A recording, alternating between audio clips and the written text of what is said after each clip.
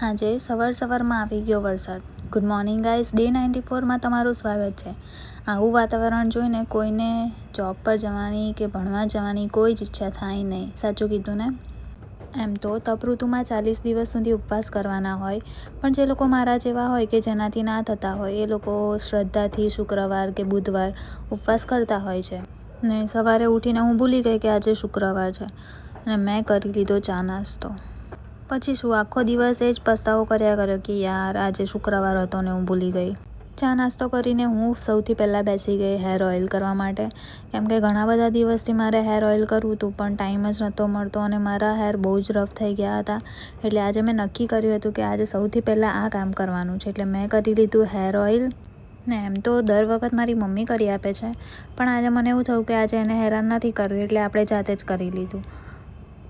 Hair oil કરીને હું થઈ ગઈ જલ્દીથી ફ્રેશ અને મેં લઈ લીધું મારું લંચ, કેમ કે આજે મારે ઇવનિંગ ડ્યુટીમાં જવાનું છે.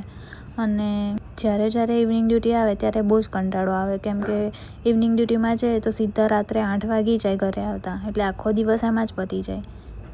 ડ્યુટી પતાવીને આવીને મેં લઈ લીધું મારું ડિનર. અને કંઈ નહીં, તો આજના વ્લોગમાં આટલું જ. કાલના વ્લોગમાં મળીએ, ત્યાં સુધી bye bye, good night and take care.